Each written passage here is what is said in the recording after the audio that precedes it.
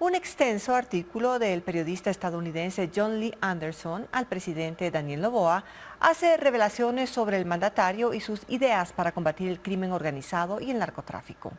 Habló, por ejemplo, de construir una cárcel en la Antártida y de enviar a jueces y fiscales a las embajadas. Luisa María Heredia con el resumen. En un artículo realizado a lo largo de varias semanas por el periodista John Lee Anderson y publicado hoy digitalmente por la revista estadounidense New Yorker, Daniel Noboa deja entrever algunas de sus ideas para combatir al crimen organizado. Por ejemplo, construir una prisión con capacidad para 100 reos en un territorio al que Ecuador tiene acceso legal en la Antártida. Según Anderson, el equipo del presidente investigó y concluyó que se puede encontrar la manera de eludir la restricción que establece que en la Antártida solo se puede tener estaciones científicas. Y eso es poniendo a cargo de las instalaciones a los militares. Noboa, de acuerdo con el periodista, acotó: los enemigos del país trasladados a una prisión militar en un páramo helado a miles de kilómetros de Quito. Sí, es una gran posibilidad. Otra alternativa que trajo a colación el mandatario durante el diálogo es proteger a los fiscales y jueces que enfrentan amenazas, trasladándolos a embajadas ecuatorianas en el extranjero, para que juzguen y sentencien a los criminales desde allá, algo que su equipo también debía investigar. Al referirse a los aliados clave para la lucha contra la criminalidad, Noboa habló de Estados Unidos. Anderson asegura que expresó su frustración por el alcance de ese apoyo. Se quejó de que Estados Unidos había enviado recientemente $90.000 millones para ayudar a Ucrania, Israel y Taiwán, mientras que Ecuador solo le habían dado 10 millones para enfrentarse a los cárteles. Ayer tuve una reunión con la CIA y dije: por favor, ayuda. Centra todos tus esfuerzos en la frontera entre Ecuador y Colombia. Si no quieres ayudarnos con nada más, sería suficiente con eso. Agregó. El presidente, a decir del periodista, parecía sugerir que libra la guerra contra los narcos solo, por su cuenta. Y en ese contexto le mostró al entrevistador un video en el que sujetos enmascarados lo amenazaban de muerte. Y le contó la historia de cómo le había avisado al jefe de una pandilla que si no liberaba un grupo de rehenes iría con las fuerzas especiales y personalmente le dispararía en el rostro. Anderson cierra esta parte de la entrevista contando que durante una de sus visitas a Noboa, el jefe de Estado llevaba consigo un libro titulado Fouché, que es una biografía del ministro de Policía de Napoleón. De hecho, en su texto incluye también que al hablar sobre el desgaste de la democracia y el aumento de la inseguridad, Noboa le confesó estar convencido de que la mayoría de latinoamericanos en la actualidad prefieren una dictadura que combata a los delincuentes.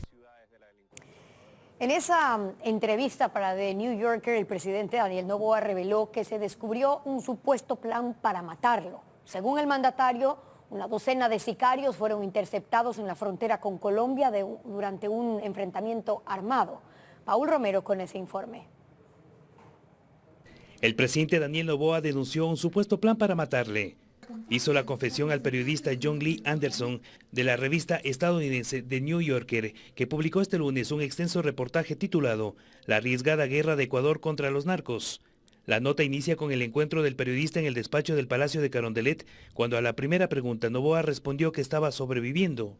Una semana antes, le contó el presidente, una docena de sicarios habían sido interceptados cruzando la frontera desde Colombia, aparentemente enviados por narcotraficantes para matarlo. 4 de los posibles asesinos habían muerto en un tiroteo con las fuerzas de seguridad ecuatorianas.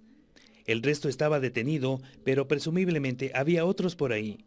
Según el periodista, el relato de Noboa podría haber sido exagerado, pero un diplomático extranjero en Quito, cuyo nombre no menciona, le confirmó la versión.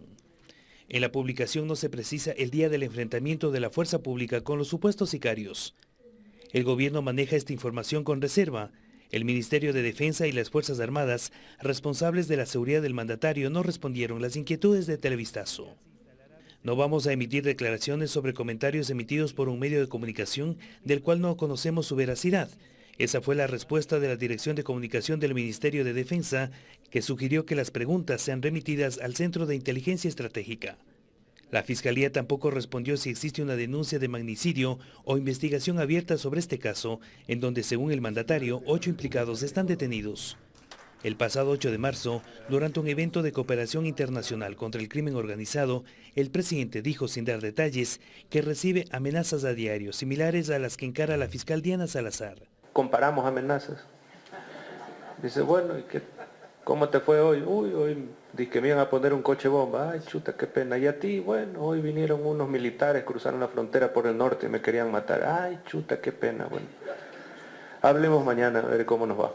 En el reportaje de la revista The New Yorker, cuya credibilidad en Estados Unidos está fuera de duda, Noboa dijo que recibió amenazas antes de lanzarse como candidato presidencial y que los narcos predijeron que su gobierno colapsaría en semanas y que esos grupos no esperaban que se les declare la guerra.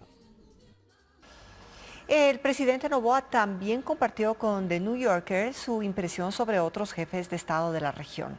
Según Noboa, Nayib Bukele es un arrogante, Javier Milei un engreído y Gustavo Petro un snob de izquierda que no ha logrado nada. En sus conversaciones con la revista The New Yorker, el presidente Daniel Noboa opinó sobre algunos jefes de Estado de la región.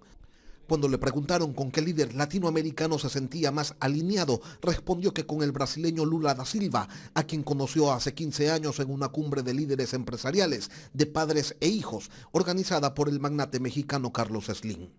Sobre el presidente de Chile, Gabriel Boric, Noboa dijo que parece estar bien, pero que sus socios de extrema izquierda lo tienen inmovilizado. Y agregó que ese es un problema que él no tiene. Al presidente colombiano Gustavo Petro lo calificó como un snob de izquierda, que tiene la costumbre de dar conferencias en lugar de entablar conversaciones. Es inteligente, dijo Noboa, pero no logra hacer nada. Al referirse al mandatario argentino Javier Milei, Noboa dijo que no sabe por qué piensa que es tan genial. Según Noboa, Milei no ha logrado nada desde que asumió la presidencia y añadió que le parece muy engreído, lo cual es muy argentino, en realidad. Al presidente de El Salvador, Nayib Bukele, a cuya posesión Noboa asistió hace 2 semanas, lo calificó como arrogante y dijo que solo busca controlar el poder para sí mismo y su familia. Y aunque las acciones tomadas por Noboa en materia de seguridad han sido comparadas con las de Bukele, Noboa destacó que lo que se ha hecho en Ecuador fue enteramente democrático porque tuvo el respaldo del Poder Legislativo y Judicial. Del gobierno de Manuel López Obrador en México, Noboa sostuvo que no había hecho nada para frenar la violencia en ese país. Pero no solo habló de presidentes de América Latina, sino también del exmandatario ecuatoriano Rafael Correa, a quien responsabilizó de la crisis de seguridad y del aumento del narcotráfico. Noboa afirma que el problema se inició en 2009 con la salida de la base de Manta. También se refirió al ex vicepresidente Jorge Glass, a quien lo calificó como una figura oscura que estaba liderando desde la Embajada de México operaciones para socavar su gobierno. Y añadió que los cárteles del narcotráfico hablaban con Glass y con el exministro del Interior José Serrano. Los aludidos Correa y Serrano desmintieron al mandatario en redes sociales. También el gobierno reaccionó al artículo. La Secretaría de Comunicación ha señalado que el mandatario fue sacado de contexto, pues sus opiniones no representan un pensamiento oficial sobre sus homólogos y se trató de expresiones producto de una conversación muy coloquial, privada, que ha sido descontextualizada.